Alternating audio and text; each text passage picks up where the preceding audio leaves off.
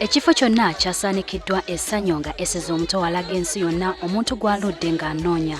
Ku mukolo ogwasombye abantu okuva e Bule n'Ebweya, abantu baatandise okutuuka ku ssaawa nga 5 ez'okumakya olwo ssaawa bwe zaaweredde 7 ng'abagenyi abayite batuuse.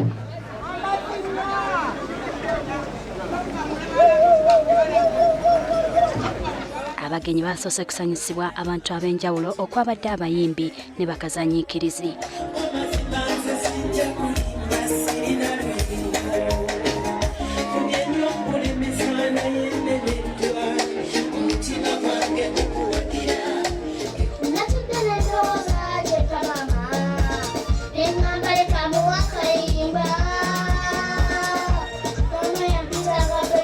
Bakira abantu bonna beebuuza omusajja oyo yamenya Eseza omutima ebbanga lino lyonna era nga beewuunya obugumiikiriza bw'ababiri bano okumalira ddala emyaka 3. Ku ssaawa 7 ez'emisana abako baatuuse era waayise embale nga ssenga wa Eseza ayitayo omugole.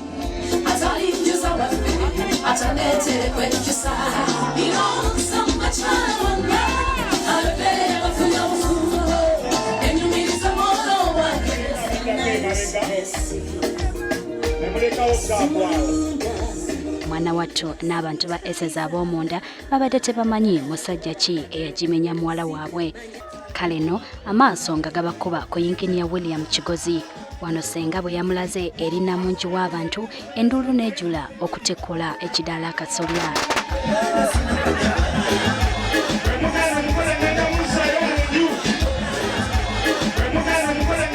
Mikwano gya Eseza egisinga gimwogeddeko ng'omuntu omukkakkamu omukwata mpola.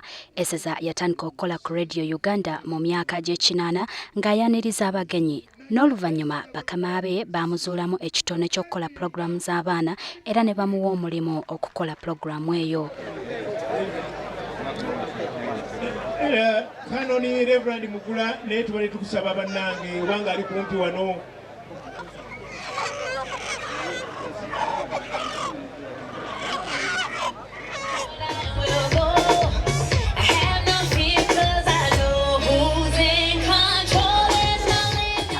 Akola pulogulaamu y'abaana ku radio ne ku WBS TV. Buli abadde abuuza Eseza omusajja ebbanga lyonna ng'amuddamu ng'abasajja bwe bali abazibu. Lafairina Nakabuubi yagambye nti akoze n'abantu bangi naye talaba nga mukazi mwegendereza nga Eseza. 0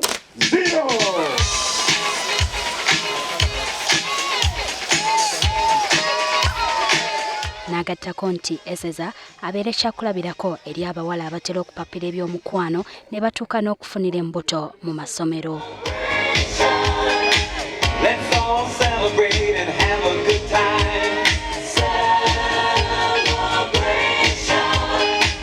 Yinginiya Kigozi aludde ng'akola emirimu gy'emirongooti gya radio ne TV era nga bano baasisinkana ku Radio Uganda mu myaka egyayita.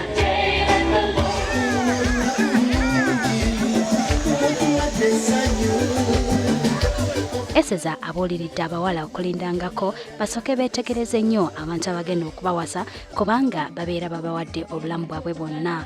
Sawulo Katabalwa munnamawulire omugundiivu ye yabadde omuko eyagabye Eseza era ng'ono ye muto wa Eseza. Mwali Kigozi, Luse, William, Inginiya, Sipiika wa Ssaabasajja Kabaka,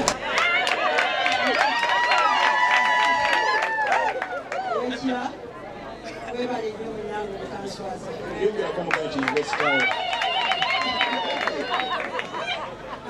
Webale nnyo munange era neebaliza ku bantu abakuwerekedde ab'ebitiibwa bonna ab'emikwano gye gyonna ab'oluganda bonna bannyoko bonna nowegombola bonna bannange webale nnyo mwebalimiddala. Abako balese ebirabo bingi ddala omwabadde n'emmotoka y'ekika kya Rawumu.